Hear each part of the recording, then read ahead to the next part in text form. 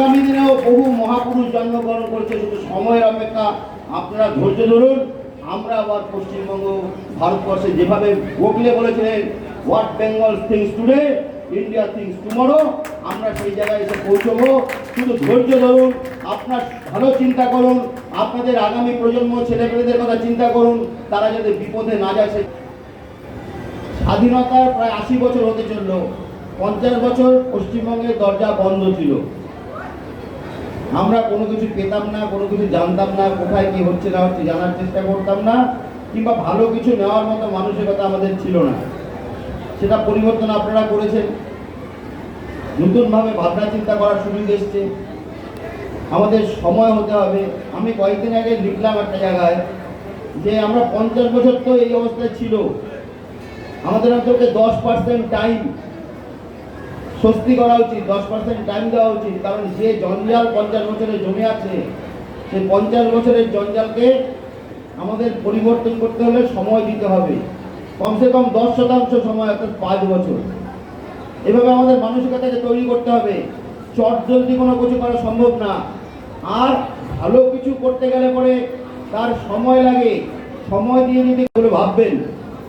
আর লাস্টে যেটা আমি বলতে যাচ্ছি, যে আমি একদিন একটা জায়গায় বসেছিলাম, বসে চা খাচ্ছিলাম। হঠাৎ করে দেখি কি যে একটা ছবির মধ্যে আধ্যাত্মিক মহাপুরুষদের 40 জনের মাথা দেখা যাচ্ছে। স্বামী বিবেকানন্দ, সাধক বামাখ্যাপা, প্রণবানন্দ থেকে আরম্ভ করে সবাই আছে। আমার হঠাৎ চা খেতে খেতে হঠাৎ করে কাছে গিয়ে দাঁড়িয়ে দেখলাম এই এর মধ্যে বাংলা থেকে কয়জন আছে।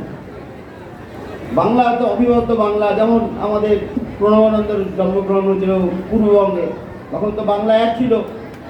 তো দেখতে দেখতে দেখলাম যে 23 জনের ছবি যারা বাংলা থেকে উঠে আসছে, 17 জন হচ্ছে বাংলার বাইরে।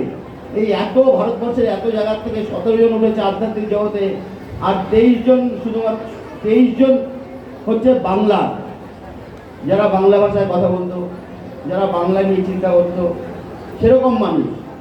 অর্ধেকের উপরে 23 জন মানুষ কেন উঠে এসছে? এই প্রশ্ন যখন আমার মনে জাগলো, আমি আমার মতো চিন্তা করলাম।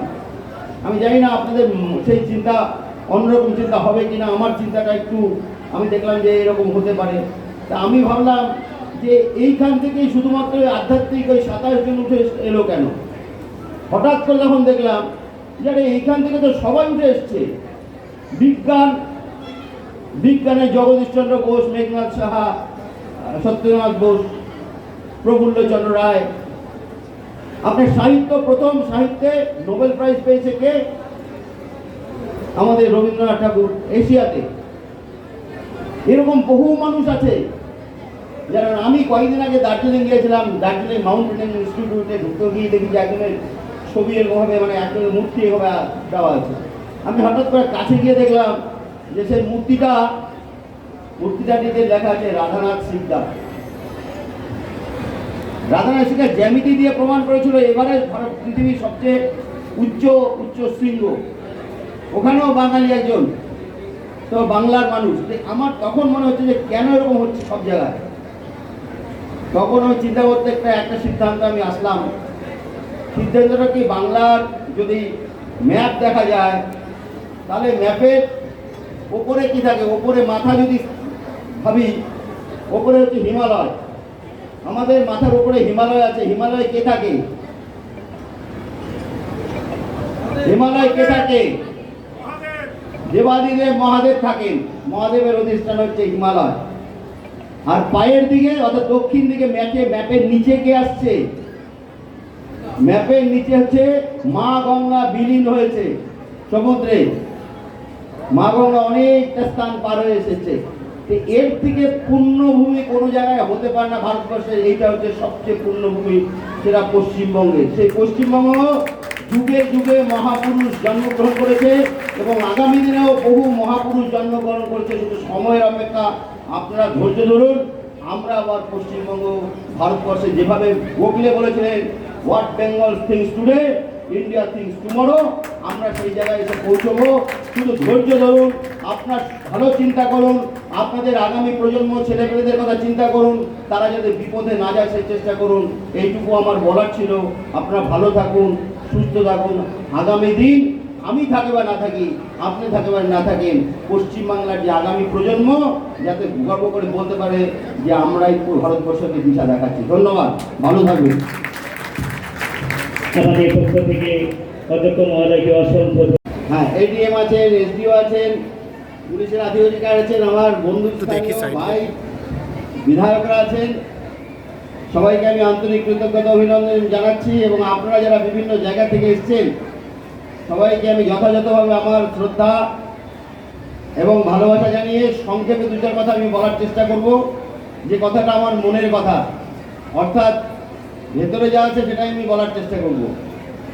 প্রথম কথা হচ্ছে যে এইখানে এসছি, আমার চোখের সামনে কিংবা মনের ভেতরে ভেসে উঠছে যে কোনো একটা সময় এক মহাপুরুষ এইখানে পা দিয়ে হাঁটতেন, এই রাস্তা দিয়ে হাঁটতেন, এইখানে জন্মগ্রহণ করেছেন, যিনি আমাদের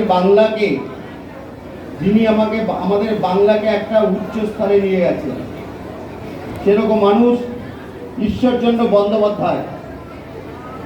পরবর্তী সময়ে তার নাম হয়েছিল ঈশ্বরচন্দ্র বিদ্যাসাগর। মানুষ তাকে ভালোবেসে বিদ্যাসাগর উপাধি দিয়েছিল, অর্থাৎ উনি বিদ্যার সাগর ছিলেন। কিন্তু সেটা শোনার আগে কিংবা সেটা জানার আগে আমার মনে হচ্ছে একটা মানুষ এখান থেকে হাঁটতে হাঁটতে কলকাতা শহরে গিয়ে সে পড়াশোনা করেছে এবং ওই জায়গাটায় নিজেকে পৌঁছতে পেরেছে। তখন তো রাস্তাঘাটে এই অবস্থা ছিল না, যানবাহন ছিল না।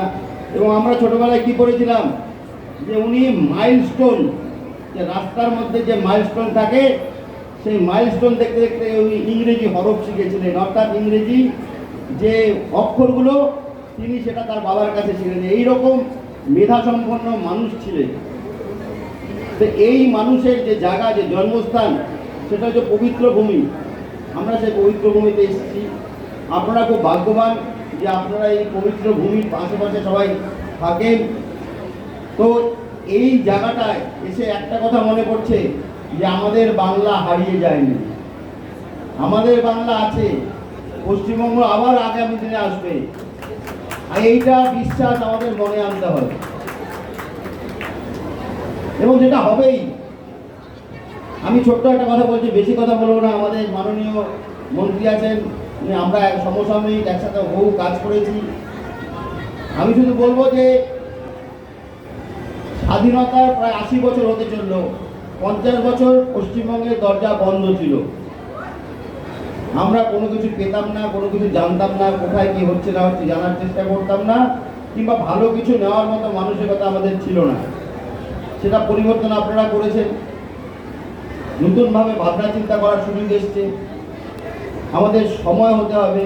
আমি কয়েকদিন আগে লিখলাম একটা জায়গায় যে আমরা 50 বছর তো এই অবস্থায় ছিল, আমাদের অন্তত 10% টাইম স্বস্তি করা উচিত, 10% টাইম দেওয়া উচিত। কারণ যে জঞ্জাল 50 বছরে জমে আছে, সেই 50 বছরের জঞ্জালকে আমাদের পরিবর্তন করতে হলে সময় দিতে হবে, কমসে কম 10% সময়, অর্থাৎ 5 বছর।